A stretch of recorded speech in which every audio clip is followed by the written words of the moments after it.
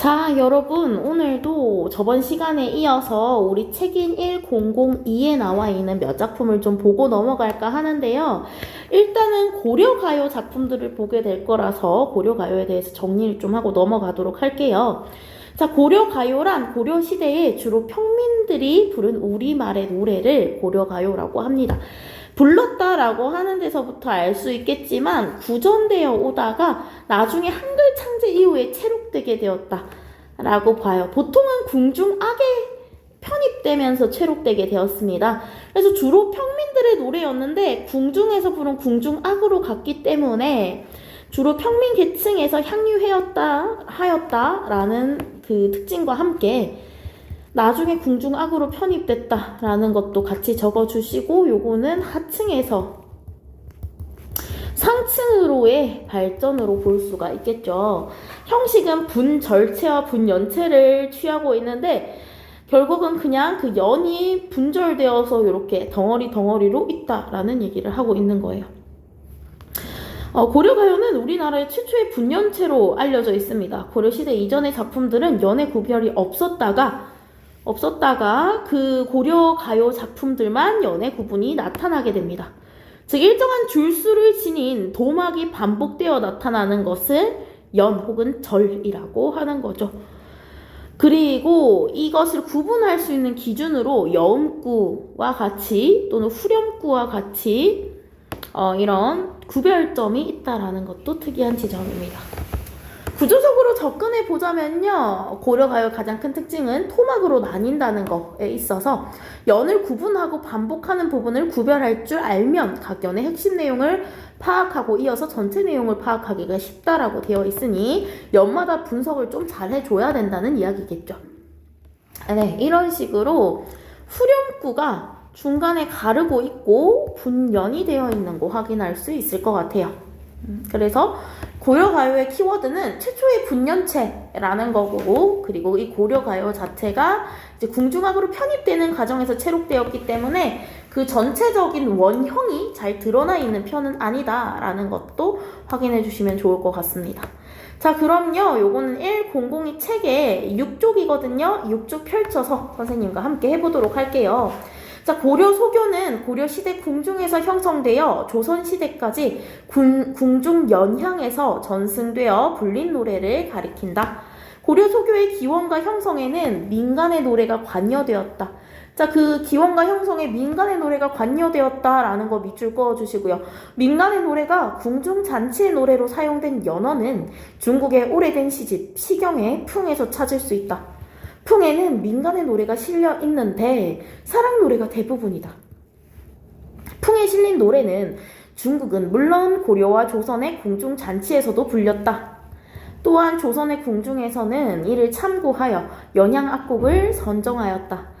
남녀 간의 사랑 노래를 포함한 민간 노래가 궁중악으로 수용될 수 있었던 까닭은 무엇일까요?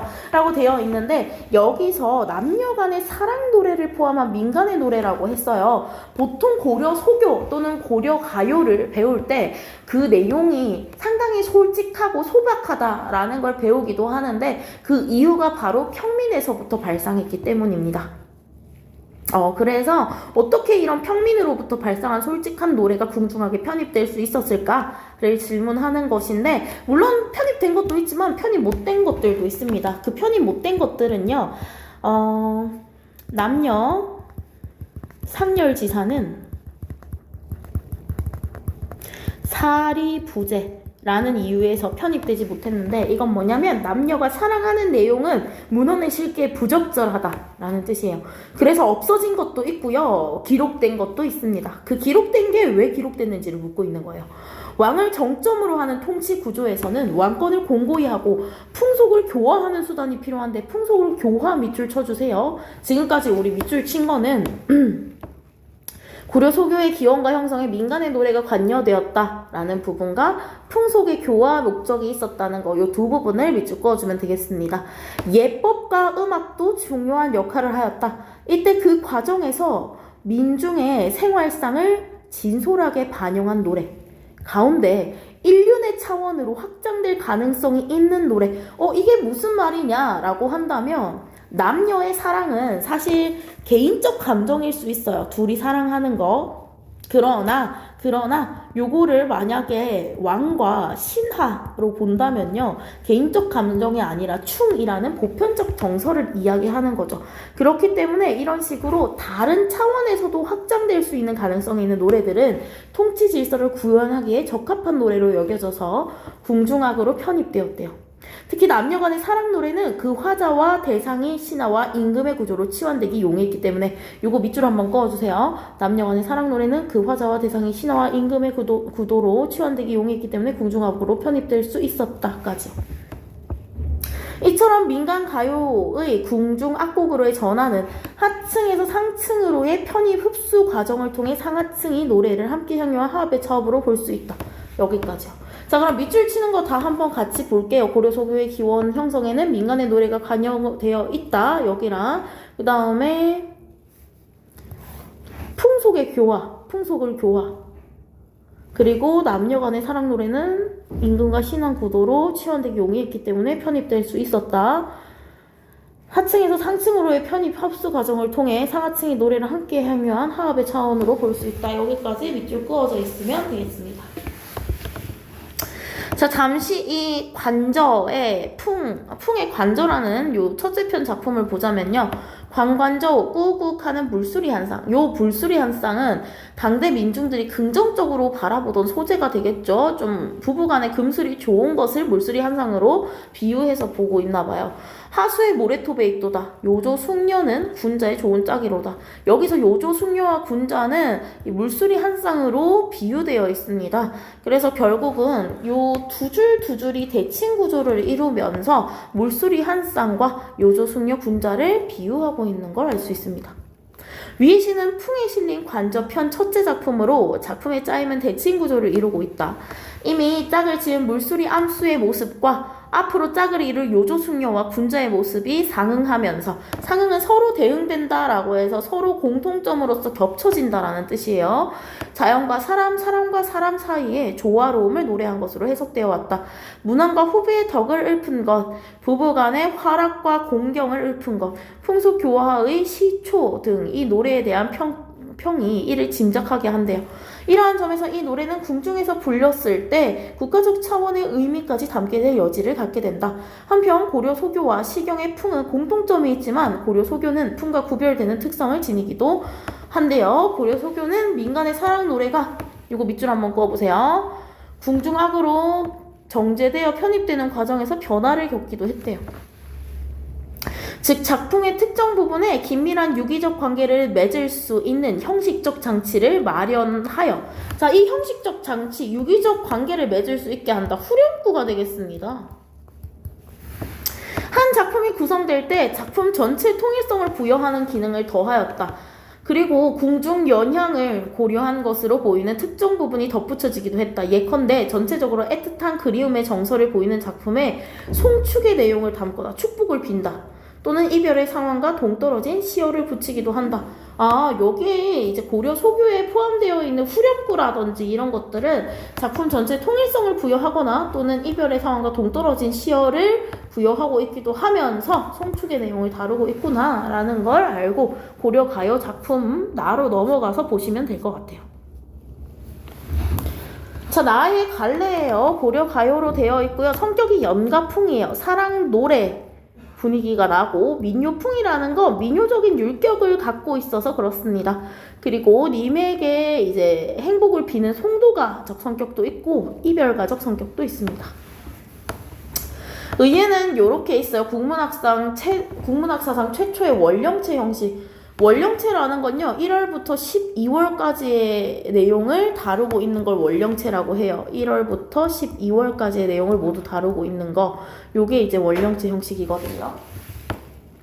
노래에 나타난 명절과 풍속의 모습은 고려시대의 민속 연구 자료가 되기도 한다라는 점에서 그 의의를 가집니다. 전체적으로 많이 보진 않고요. 세 줄 정도, 세 덩어리, 그러니까 분연되어 있으니까요.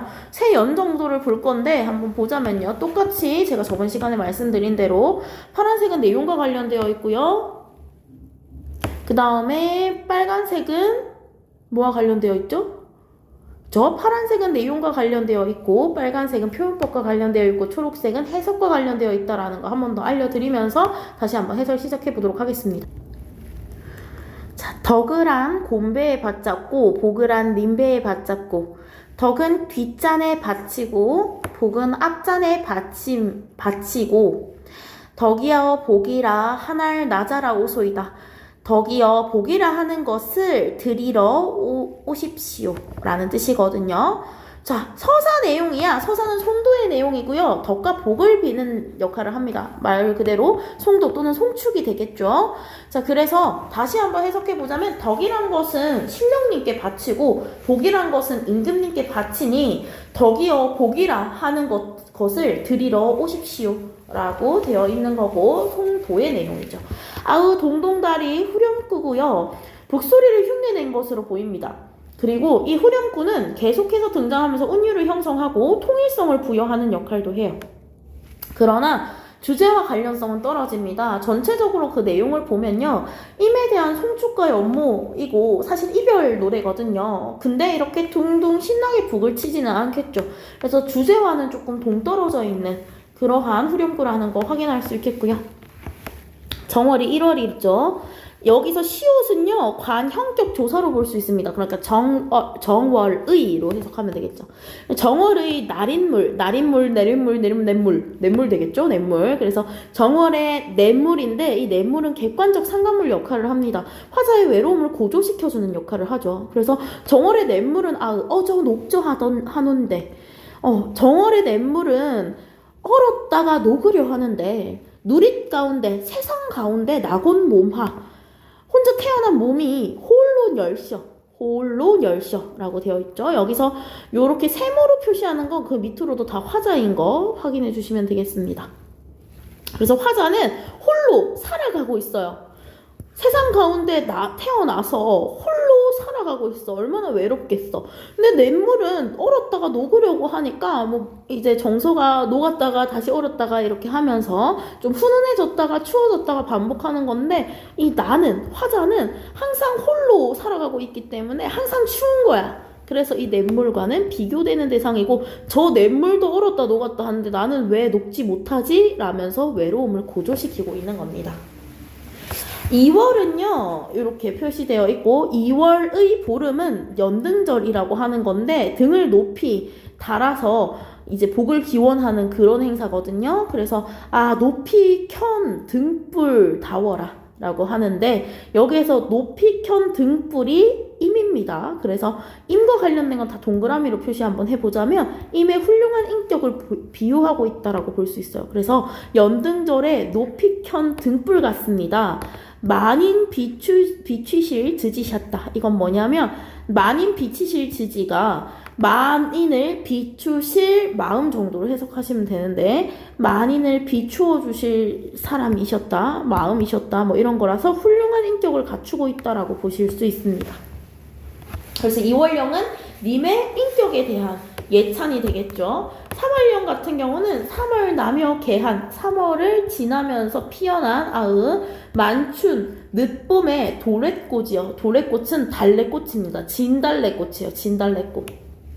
남이 불알지질 디뎌나셨다. 요 진달래꽃이 님의 아름다운 모습을 비유하고 있기 때문에 님의 그 아름다운 모습이 남이 부러워할 모습, 남이 부러워할 정도로 아름다운 모습을 지니고 태어나셨다 라고 되어 있죠.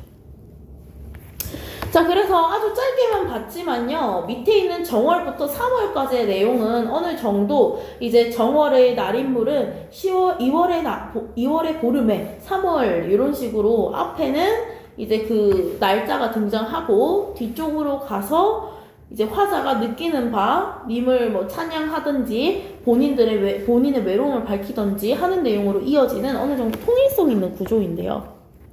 여기 나의 첫 시작 부분, 서사 부분은 좀 그 밑에 것과 이질감이 있다는 걸 확인할 수 있을 겁니다. 그 이유는 송축과 송도의 의미를 담아서 후대에 편입한 것으로, 그러니까 후대에 궁중악으로 들어가는 과정에서 새로 넣은 것으로 보여지는 부분이 이 서사라는 거예요. 그래서 그렇습니다. 그거 외에도 후렴구도 후대에 들어갔을 것으로 예상할 수 있겠죠. 자, 그 다음에 다시인데요. 보통 그 분연체라는 게 고려가요의 대표적인 그 모습이라고 했지만 음수율도 지켜질 때가 있거든요. 그럴 때는 332조가 지켜지곤 합니다.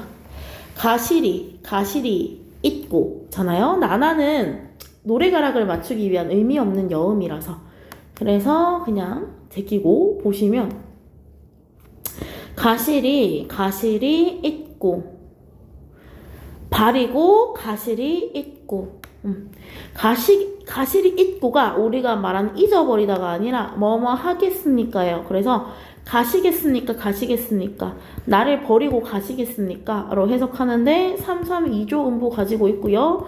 3음보 보여주고 있고 그리고 가실이 같고 발이고 다르고 가실이 같고 그래서 A, B, A 구조로 되어 있다라고도 정리되어 있어. 여기에서도 위증질과 대평성대인데요. 대평성대 아래에서 즐겁게 즐깁니다 라는 뜻이라서 얘도 위에 거랑 똑같이 어떤 의미는 따로 없고 그냥 그 시와는 어우러질 수 없는 내용이 들어있다라고 보시면 될 것 같아요. 음률을 맞추고 운율을 형성하는 역할을 하죠. 나보고는 어찌 살라 하고 절정이 가장 강렬히 표출돼요. 이거 절정이 아니라 그 정서가라고 고쳐주세요. 미안해요. 정서가 가장 강렬히 표출되었어요. 그리고 절망이 가장 강렬히 표출되는 거죠. 나보고는 도대체 어떻게 살라고 버리고 가십니까? 잡사와 두어리만은 서운하면 아니 올세라. 잡고 싶지만 님이 만약에 서운하시다면 오지 않을까봐 두렵습니다 라고 하죠. 요 두 여는요 전통적인 여인의 수동적 자세를 보여줍니다.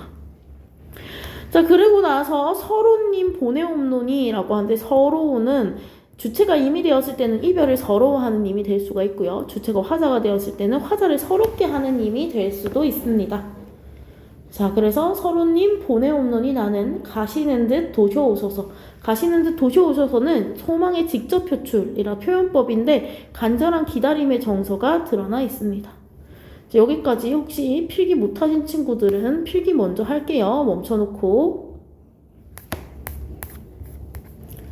요거는 왜 갈래 설명이나 이런 게 조금 부족하냐라고 생각하실 수 있는데 주제가 너무 눈에 띄고 명확해서 따로 적지는 않았습니다.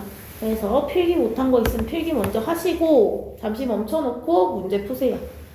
자, 그리고 나서 저랑 함께 문제 보도록 할 건데요. 밑으로 내려가 볼게요.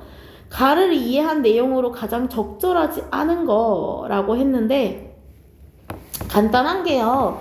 시경의 풍과 고려 소교는 모두 평민으로부터 노래가 발상하였어요. 그러나 여기서 상층 노래가 하층 문화에 영향을 준 결과라고 했으니 완전 반대죠. 정답 4번 되겠습니다. 4번은 기억이 통일성에 대한 내용이었고 니은이 송축에 대한 내용이었고 디귿이 주제와 상관없는 내용이 있다라는 내용이었습니다. 자, 나의 아의 동동다리는 기억의 예로 볼 수가 있겠죠. 아의 동동다리가 매 연마다 나오면서 통일성을 부여해 주니까요. 얘는 답이 아니고요. 나의 서사에서 아의 동동다리를 제외한 나머지 부분은 서사 부분이죠. 기억의 통일성의 예로 볼 수가 없죠. 서사가 매번 나오는 게 아니니까요. 나의 서사에서 아의 동동다리를 제외한 나머지 부분은 니은의 예로 볼 수 있다. 아의 동동다리는 통일성 부여인데 그거 외에 나머지 서사 부분 있죠. 여기 나와 있는 덕을한 곤배에 받잡고 복을한 림배에 받잡고 덕이와 복이라 하나를 나자라 오소이다. 요 부분은 이제 어떤 후렴구가 아니라 서사의 추가라고 볼 수 있어서 니은 송축의 예로 볼 수 있다. 요게 가장 맞고요. 다의 위 증질과 대평성대는 송축의 예로 볼 수가 있다라고 했는데 위 증질과 대평성대 임금님 아래에서 즐겁게 노립니다. 볼 수 있다 쳐. 디귿의 예로는 볼 수가 없을까요?